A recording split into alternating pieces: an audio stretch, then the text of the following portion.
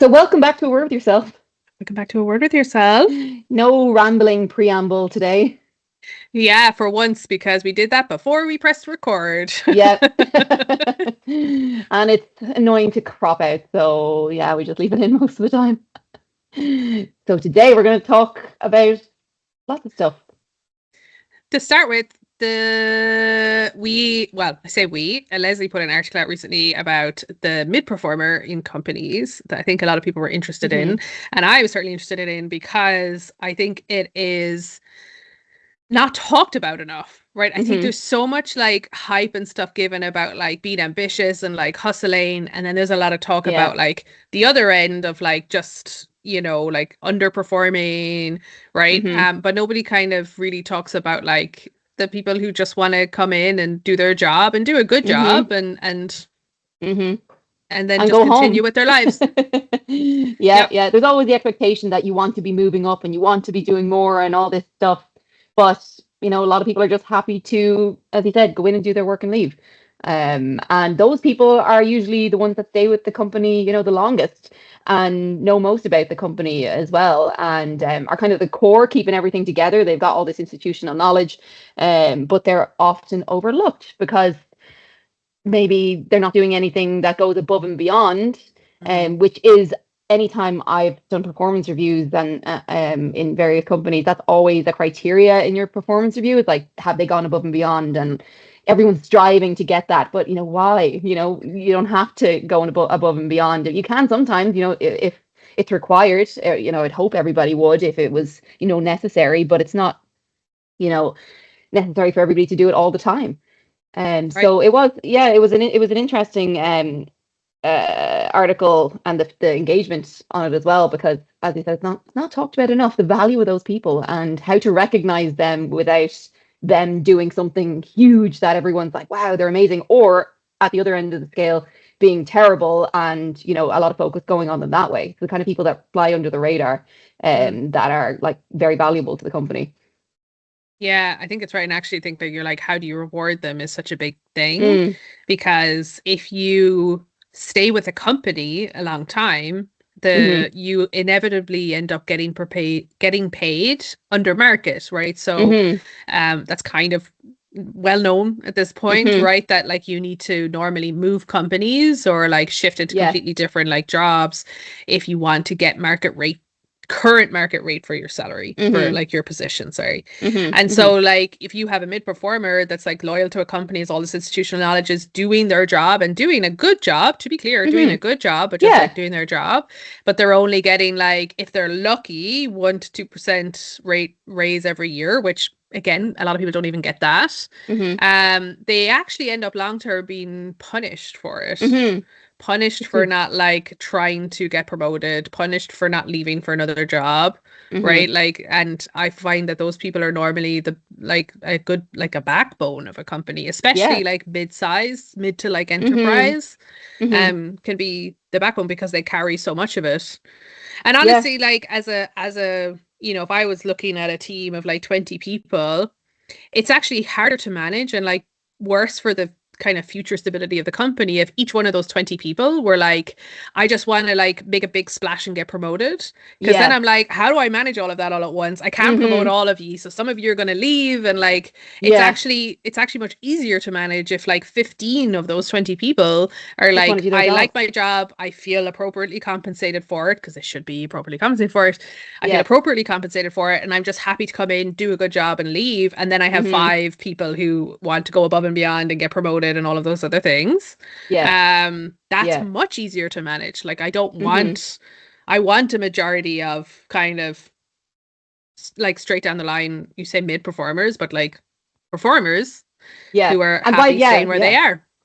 And by mid, we don't mean like they're not doing a good job. It's like in the middle of the top performing and the low, and they're literally doing their job description, which that should be okay to just do your job description and go home. And they're reliable, right? And they've got good soft skills, and they get on with everybody. Like just really they provide a stable kind of feeling and culture. And they're often people that train others as well because they know so Yes. much. So they get kind of the unglamorous work. And I'd say because they're there so long that people just expect them to be there. And it's kind of like, Yeah. oh, that's just so and so from finance. They do everything. And I've heard that a lot. Like that person like looks after everything. They've been here for ages, and it's just kind of assumed that they're gonna do everything and do it well. So they get overlooked in that way too, that they're not like some, bright spark who comes in and changes things up and wants to do this and that. They're just kind of, quietly in the background getting things done and without like huge fanfare or like constant recognition, which some of them don't want either, to be recognized all the time and get that visibility, but they still do want to feel like they're valued somehow. So how do you do that? Yeah, and I think that's a good point because sometimes they've been doing like a good job in their job for so long that people Hmm. expect it and they don't think Yeah. they're doing a great job. When in reality, if you were to try and replace them, the Oh, odds it'd be so are difficult. it'd be incredibly hard to do, right? Yeah. And Yeah. that's maybe then overlooked as well because there just comes an expectation of performance for that role. Hmm. And people get kind of comfortable with them doing it. Like Hmm. I knew somebody who, maybe about like 8 years ago, 10 years ago, when I was kind of earlier on in my career and I was very like, I was the person always wanting to do more and get promoted or Mm. whatever. And I remember chatting to this person and they were like, well, I've reached like this position in my company that was a pretty senior position, but like Hmm. maybe like just below VP kind of thing. Yeah. And they're like, well, I've reached this position and I kind of like, this is kind of where I want to be. And I remember talking to them and they were talking about how like their previous like few like reviews, right, Mm. where they were getting like the top like exceeds expectations or whatever the equivalent was in their company every single time. And they were kind of saying, well, I could go for like the VP promotion, like, whatever my boss talked to me about that. But they were like, I don't want to. Yeah. And like back That's then, okay. back then, I could not understand this. I was like, what do you Yeah. mean? If you're like a top performer in your group and they say you should go for this promotion, like it's more money, it's more blah, blah, blah, blah. And I'm like, I Yeah. genuinely am like, I We're like explain conditioned. this to me. I do not understand this. I don't Hmm. understand why you wouldn't want to like go more if you can go Hmm. more. Hmm. And they were just like, no, like I do a good job. I get paid well enough. And right now I look great because I am the best performing person in my team. And Yeah. so they're like, I prefer to kind of overperform comfortably within Yes. my job that I feel well paid for than have Yeah. to struggle and kind of Hmm. underperform in a higher level for a while they kind of get used to that. Yeah. And, Yeah. there's a lot to be said for that. Yeah. Now they were also lucky they got kind of regular raises and good like bonuses and like stuff like Yeah. that. So like that obviously is a huge factor in it. Hmm. But they were like, Hmm. look, I could look at these other jobs. I remember somebody was scouting them for like a different role. I think this is maybe how it came up, like out externally, and eventually Yeah. they just decided no, this Yeah. is Well, fine. that takes some level of self-awareness that should be appreciated too, right? Yeah, They're not going yeah, to put themselves into a role where, they don't think they will be able to put in the effort, or they don't want to. They're happy enough where they are. They're tested enough in their role. They're finding it. They're finding out that they're happy there. So why change it? But why I think change it? we are conditioned to constantly want the next thing, the next thing, the next Yeah, thing, and that's a culture that's come from marketing, from the way rewards are set in schools, and just general reward general. systems. Yeah, don't reward the ordinary, kind Yeah, of. yeah.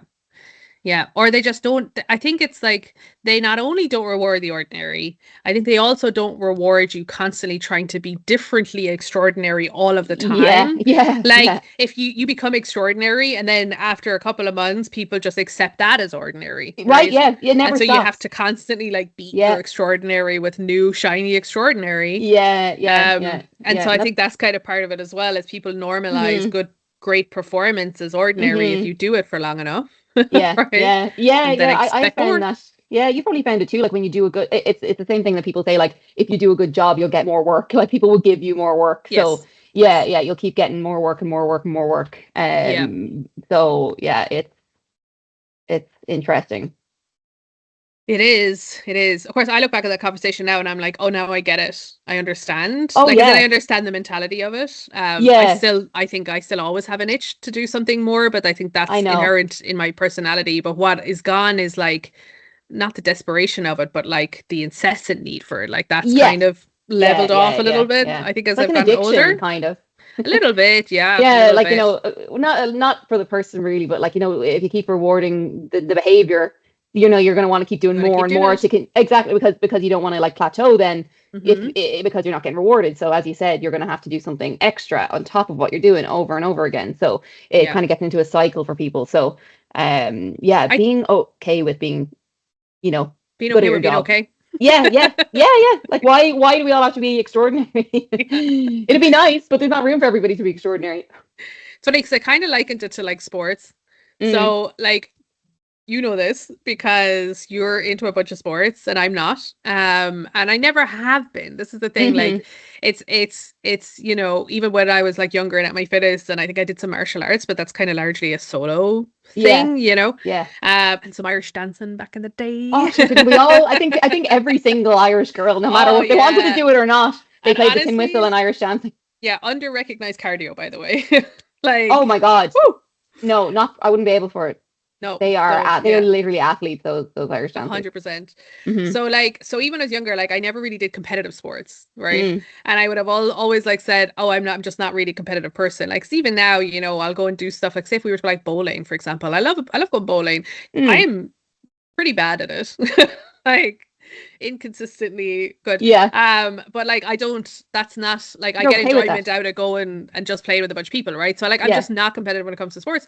But then I came to realize afterwards that like my competition comes out in other in ways. work Yeah, and other things, right? And so yeah, that's where yeah. I'm like get competitive. So I feel like sometimes that drive is like if you play sports, some people play sports for fun, but some people play sports to win, you Mm. know. And Mm-hmm. I think that my play sports to win at that time was I'm working to try and continue to win. Yeah. That's kind of eased off, but like so I these days I fully understand the Mm-hmm. mentality of just like reaching a point where you are happy Mm-hmm. and you feel like you're being like fairly compensated to have like a reasonably balanced life, Yeah, and hold that's on to okay. that. That's like a great fucking thing. Like, Yeah, sorry, I'm swearing, yeah. you know, but because I like that's not necessarily what a lot of people are able to get. So like when you find Mm-hmm. that, why Mm-hmm. change it? Oh my God, never leave that. If you find Yeah, a you place find there, that, yeah. you're comfortable, you're paid well, that is like the dream. Yeah. Don't be persuaded because of everything else that, you have to keep trying to achieve something else because it will never end, pretty much. That's the thing is it literally never Yeah, ends. yeah, I think it kind of ties into the other conversation that we had about like ICs versus managers, yeah, right? Where you have a yeah. lot of people who are very good at their job and then they're like said, oh, well, like we'll promote you to manager, we'll give you some people to work for you. And it's like, should you? You know, maybe Yeah, they're just happy being an IC and like doing their yeah. work, Yeah, you yeah, know? it's the same type of idea of like the assumed role or that somebody Mm, wants to have, everybody needs to have people underneath them. No, they don't, not no, everybody wants to move into a leadership role, right. so just kind of challenging the general perception that has come to be in the working world, Yeah. and to be like, it's all right to want to stay where you are. And, if I've ever thought about like, having a family and stuff like that, I would love that type of role where I knew what I was doing, could do it well. I'd come in and I'd leave, and nobody would be like, "Well, she's not very ambitious." I'm like, Yes. Yeah. why do you have to be really ambitious? No. You're there to do a job that the company relies on in order to, get the work done in general. So that should be Yeah. enough. That's it. I think like there's enough space for Mm, like the me's everybody. in the world that will compete at work. And as there is for, you know, someone who's like, no, I'm happy where I am, right? And Yeah. then if anything, I personally, even like knowing what I'm like, I personally appreciate the people who are just come in and want to do a good job and leave Hmm. Hmm. more. Like I Hmm. genuinely do because I feel like they're the people I actually much more prefer to hire. They're the Yeah. people that I rely on more and I kind of almost Yeah. trust more, although I wouldn't maybe Hmm. go so far as to say that. But like I value those employees, I think, a lot Yeah. more because it creates like, you know, long-term sustainability within the Hmm. company. It creates like stability, it's reliability, like all of these things that you do need for a company to survive long term Hmm. is Hmm. kind of on the back of that ethos. And Yeah. there's still room within that to have like a smaller percentage of those like super ambitious people who want to do Yeah. certain things. Like there's room for everybody. Yeah, Room for yeah, everybody on this boat. literally. Yeah, because regardless, those people are going to be there anyway. Like the people that are the mid performers per se. There's Mm, always going to be a group of them. So, like, how do you recognize them? And I think that can be as simple as a manager literally saying you did a really great job. It doesn't have to be like a formal recognition. You've got Employee of the Year. Like maybe they could get Employee of the Year though because they have been so consistent and honestly. stable and reliable. So, Yep. but they tend to focus on people who are bigger risk takers or just are more visible. And Yeah. that might be part of their personality as well. Whereas somebody else might be, just happy to go under the radar, but they still do great work and they get the work done. So yeah, making sure not to pass by those people or overlook them and finding ways to recognize them. Yeah. They might even want an award, like you never know that they just want to go, just be kind of sit back and do their jobs and not be, the spotlight put on them. But it could be just as simple as, in a one-to-one, whatever, just saying like you're doing a really great job. I really appreciate it. Like that can go a long way too. And also like trying to, practically design an incentive program Mm, for the company where there's like a track for everybody. So there's yeah, the incentivization for your ambitious people who want to advance, but also yeah, the incentivization for just doing a really good job within your job, yeah. right? And so like knowing that like those people on that curve do need to still get like an inflation proof raise every Mm, year, mm-hmm, right? And mm-hmm. so on. And so, like it's not just the super ambitious high people that should get like, brought up to market rates Yeah. in their salaries. Like your curve people should be on market rates for the salaries, and Mm-hmm. your super high performers or ambitious people, that's, they get incentivized, you In know, other ways, yeah. in other ways, and like maybe with bonuses or like whatever that looks like, or Mm-hmm. progression. Mm-hmm. And so like designing, yeah, the good kind of performance management and incentivization programs, and Yeah. also like creating an environment where people feel safe to Mm-hmm. say, I don't want to progress. Please Yeah. don't view that as a bad thing. I just want to Yeah. stay and do my job, and having the kind of culture and the values of the company to be like amazing, beautiful, like Yeah. we'll It do benefits just that. them. It Yeah. benefits them more if that person is doing a good job and they stay there a Yeah. long time. It just makes everything so much easier. So Yeah. to recognize that Yeah. is great. And yeah, you have to be careful to ignore those people like over time, like you'll lose them. And Yeah. then you're losing all this knowledge and experience that really is the benefit to the company. So just being Mm. aware, again, I always say like just being aware of these things in the first place, and then like kind of addressing them whichever way you can is a starting point. Yeah. Would you consider Yeah. yourself a mid or a high performer? I'd A probably be a mixture. high. I'd probably be a high performer. I know. I feel like it's in our personalities to want to like do the best possible job and go Yeah, above and beyond. I have to keep telling myself that sometimes it's okay to just do your job, but I don't it's know. The yeah. mindset. I think it's like I am a very ambitious person and a high performer in that Mm, way. And when I'm not, it's because I'm trying to manage, um, mitigate for future burnout. yeah. Yeah. Yeah. Yeah. So it's like it's having to tell myself like you can take it easy today because Yeah. if you don't, then in 6 months' time you might be burnt out. Yeah. So there's Yeah. almost Yeah. like there's definitely been like a settling over the last few years, but I think that also Yeah. comes with With experience. advancement because once you've kind of done, I've done a similar-ish job right now for the last like Mm, mm-hmm. 5 years, I guess. Yeah. Um, and you become very comfortable and sure of what that job is, and so Yeah. things kind of feel less frantic because I'm Mm-hmm. not 5 years ago, maybe I'm learning a lot more very quickly. And Mm, like, mm-hmm. these days it's kind of, I know what that is. And so I guess Yeah. mentally it feels less frantic, but it amounts to the same thing. Yeah. You're a strategic high performer. There you go. There you It's go. great. That's Yeah. it. Well, I don't think we'd be doing this if we weren't. No, yeah, that's true actually. Yeah. That We're kind of also, if anybody actually watches this, you can tell how deeply uncomfortable both of us are talking about this because as Irish people, we cannot toot our no, own horn. We're not able not at to. all. No, We're we not. are terrible at our jobs, and somehow we've gotten to the positions we're in just by pure luck. Yeah. Yeah. Yep. Imposter That's syndrome it. is real. Yeah. God, So yeah, real. no. We're It yeah. really is. But like, yeah, yeah, yeah. Now that I'm older, I can, try to circumnavigate that and try and yeah, yeah, just be like it's okay. It's just imposter syndrome. Yeah. You couldn't have possibly been an imposter in every single job you've had. You know? Also, it's like the thing of like not like we have to avoid having notions at all costs. you know? Oh, Like, oh, I yes. couldn't be having notions. So, like, there's no way we No, could say we were good at something because someone might say we have notions. And that's so, that's the thing. We're stuck between a rock and a hard place. Like stuck. there's like be confident, but don't have notions. Yeah, yeah, So it specifically as an Irish as Irish person, it's person. yeah. It's just ingrained in us to Yeah, be modest. yeah, yeah. And not even if it's true and you're saying it just in a normal way, it's still notions. Like Yeah, yeah, yeah, yeah. Facts are yeah. irrelevant. Oh, 100%. You could be like, I am the champion of, I don't know what, judo. And they'd be like, oh, Oh, notions. this And one, you're do you like, hear no, her? I, Do you hear I your literally one? won the gold medal for judo in the Olympics. This one And here, do oh, you hear her yeah, going on about that she medal of thinks she hers? They've just made a factual statement. They haven't said, I'm amazing at judo. They're like, I won the medal. Yeah, oh, get out of here. Like, Yeah, big head on yeah, you. yeah. Oh, yeah, My go God. on, go Yeah, on. yeah, yeah. Who do you think you are? Yeah. Yeah. Well, So yes, that line of questioning was extremely uncomfortable for me, but yeah, we did well. I'm We did sweating a okay. lot actually. I'm very, very warm right now. But that leads us nicely. It kind of relates to the idea of the lazy genius that you've talked about as well. Like putting in, the hours you need to, but realizing you don't have to like burn yourself out to be Yes. successful and ambitious. Yeah.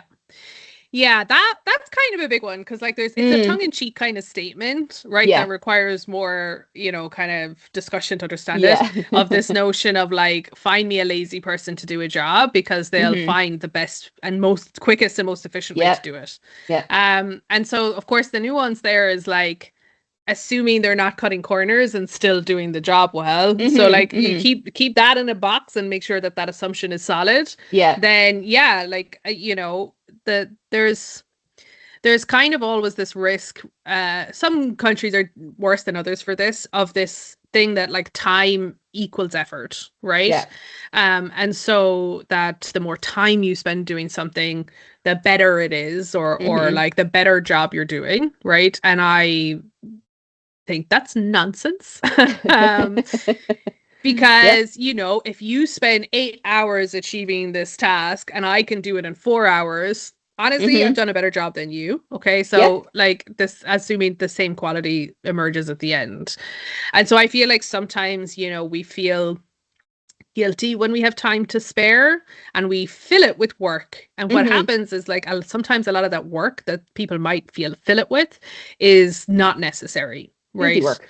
It's busy work, it's over processing things, it's maybe over documenting things. Like there's a ton of stuff that like I've kind of observed people doing, and like there's always at any stage of a company, and this is me just speaking this like from an operations perspective, at any stage in a company there is like an appropriate range of like systems and oversight that needs to take place, and there's always the risk that you either under or overshoot that.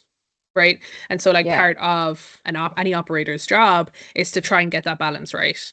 And so, if you're obviously in a big enterprise job and like you're like collaborating across like 5 different teams and each team is like 100 people and like it's this huge thing and maybe different countries, then in those scenarios it makes sense to have a lot of very strict processes, a lot of documentation, a lot of training on how that stuff should go, and like a load of tools that work really well to all that stuff. So this is like all the enterprise stuff that we'd all see.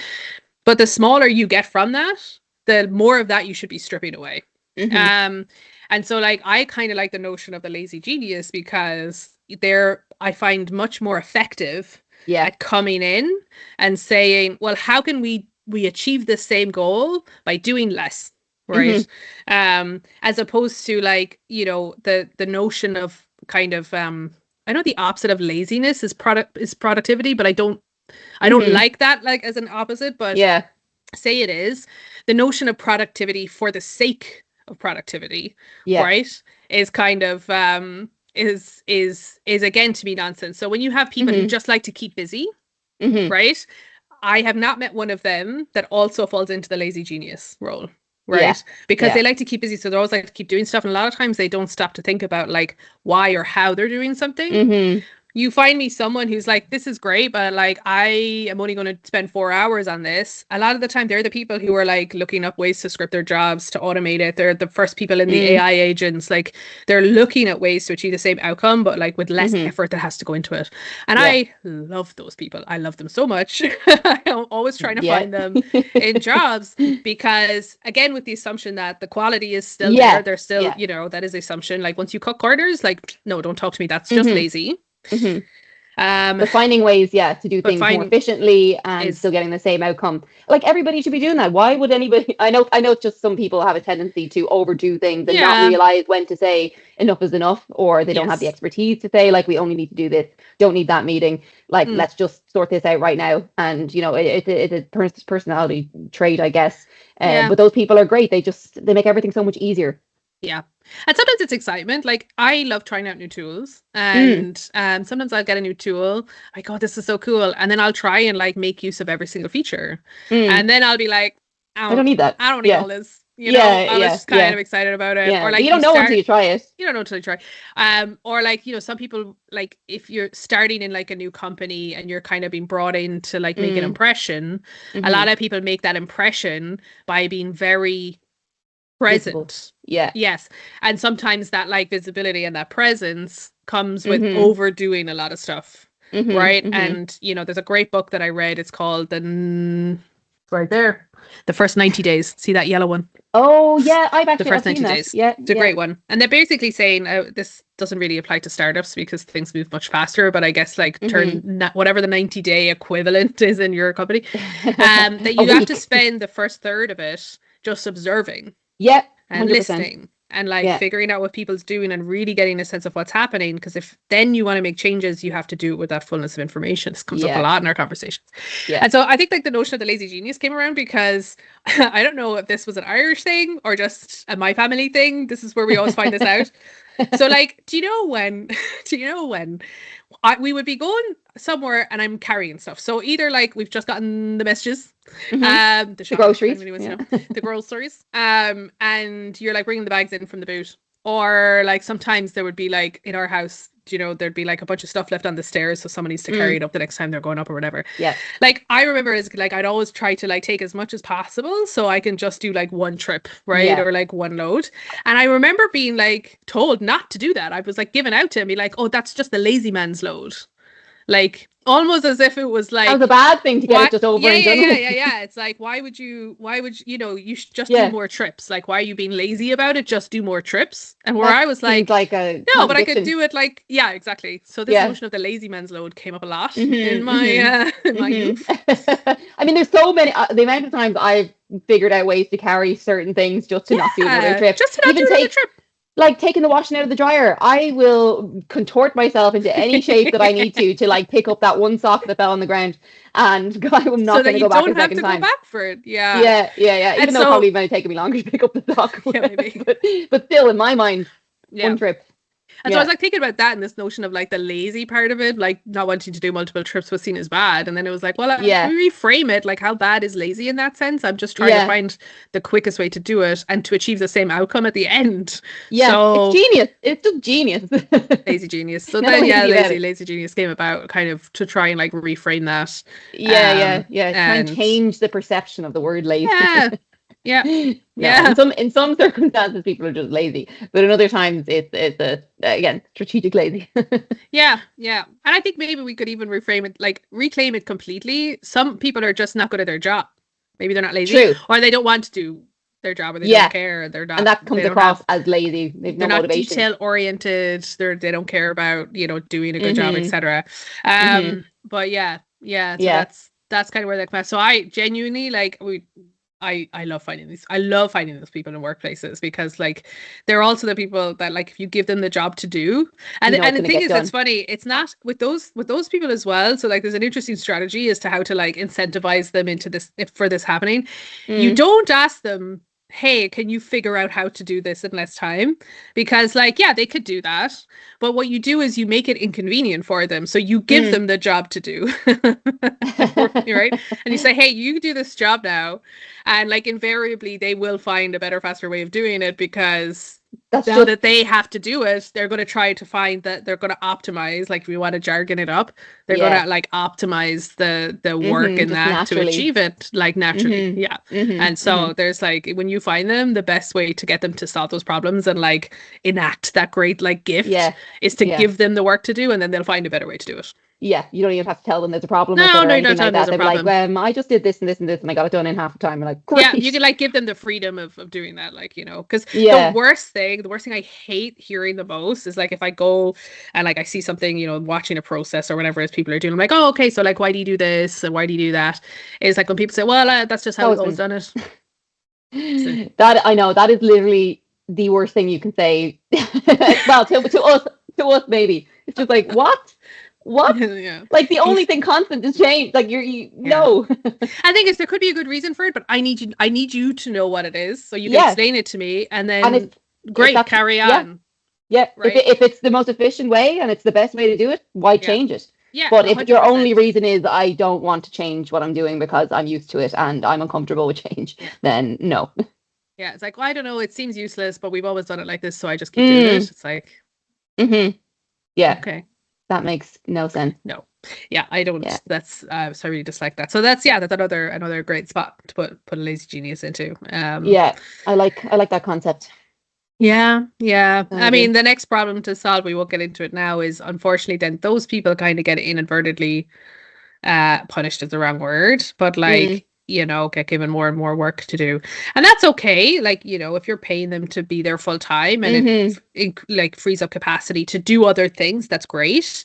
But it's when you have a bunch of people on the team kind of doing the same kind of portfolio of work, and then you have one person maybe who's doing like half of the workload of the team and then four other people sharing the other half because they're just Mm-hmm. not they haven't found ways to be as efficient at doing it. Mm-hmm. That's when it starts to get weird because the imbalance will create resentment, and then your best performer, who is your lazy genius, will Yeah. inevitably leave, or they'll Mm-hmm. start hiding the fact that they're able to do stuff quicker, and they'll still Yeah. pretend that it's done longer so that they're not Yeah. treated differently, because you shouldn't get punished for Mm-hmm. doing better work, right? Mm-hmm. Mm-hmm. I've So had to do that that's sometimes. weird. Yeah. Yeah. Pretend that it takes longer just because everyone else is doing it that way. And yeah, and then I'm like, I feel like I'm being taken advantage of a little bit, getting to do more stuff or Exactly. even suggesting new things that somebody else should maybe do, but then they're like, oh yeah, you go ahead and do that then. And you're just taking on other people's jobs and Yeah. and it's just like it's like a runaway train. You're just Yeah. constantly picking up other things because you're suggesting better ways to do things, but maybe they're not your responsibility, but like, well, you suggested it, so it's your job. Yeah, right. So I found that quite a lot, that I'm like, sometimes I just won't suggest something, like, why don't we do it this way? Because I'm like, I know that's gonna come to me then to do it. So yeah, but it's yeah, I'm always saying, like, it's very interesting. But it is, I love talking about all this Yeah. Yeah. stuff. Yeah, it's funny. It's like it ultimately comes down to being better managers, which we've talked about a lot. Honestly, it all comes back to that. And that's why people who don't want to be people managers should not be people Should managers. not be people managers. Yeah. Yeah. Hmm. It's also, I think I sometimes you see a lot of chatter about like, well, what do the managers even do? They don't do anything, we do all the Mm, work. And it's like, yeah, there are some managers like that for sure. But I think that yeah, you don't inherently understand like the additional people workload that management. comes Hmm. with just managing people, because it's dealing with all of these kind of things, right? It's how to effectively Hmm. manage all the different personalities, like the different work It's streams, the it's different tough. performance management. It's hard. Yeah. It's a It hard job. is. It is hard. It's hard to do, and it's Yeah. hard to do it well. It's hard to do Um, it well. Exactly. Yeah. Yeah. mm-hmm. Yeah. As we've seen Yeah. sometimes, Hard to do it maybe one or well. two times before. And there's plenty Yeah. of people out there not doing it well, to be clear, not to Yeah, like yeah, yeah, discredit anybody's like experience of the useless manager that they have. I'm sure that's true. yeah. But the good ones, I don't think people really like appreciate how much work goes into it. Oh yeah, yeah, definitely not. My God, now that I have a really good manager, I definitely recognize that. I'm Notice the like, difference. Hmm. oh my God, so much more, and you're just so much more motivated to do like work and do it well, and just your mental health is better, your work-life balance is better. Like, honestly, your manager has the greatest effect on you. Nothing else in the workplace has as much effect, considering you're being okay paid. Like, it's none of these crazy stuff. But Yeah. yeah, if your manager is bad or just doesn't have your best interest at heart, that just ruins it. Yeah. Yep. So yeah, so that was great. Do you have any red flags of the week? I haven't even thought of any in ages.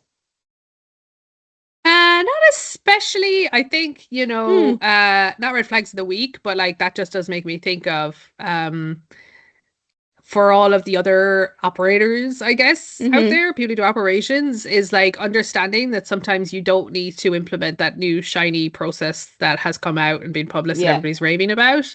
If you're doing something and you're achieving your goals and it's working well, you know, you always look for like the minimum amount of overhead that you can put in place to keep things progressing well.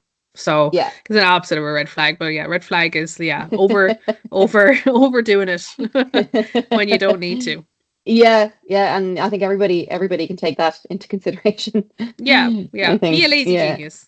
Yeah, like us. I wish. God, I don't have any. I can't think. I told you I'm all out now. Life is great. I think that's great. Honestly, it's great. Good sign. Yeah. Think, what about a good thing? Maybe a good manager is a good thing. A good thing. Yeah, no, definitely is. So yeah, green flag is managers that are, you know, like just not micromanagers. Ones that if you say like I have to go out for an hour or something like that, they're like, why did you even tell me? Like, just do it. I'm like, okay, because they trust you to get your job done. So I love that, and I love managers that will support you and kind of push back on other people. Rather than be like, oh, just do it or whatever. They're like, no, that's not like your role. Like, you need to say like that other person needs to do it. And I love that getting that kind of like go ahead from a manager to be like, no. Is really good. Yeah, that's true. That's great when that happens. It really is. Love that. Love that. Okay, well, we've plenty more topics, but we don't have time today. No time. We'll have to. We've lots of things to do. We're very efficient. We've got to get other things done. Get the machine going. Yeah. I've got to empty the dryer now in one trip. So we'll see. All right. Bye. Bye.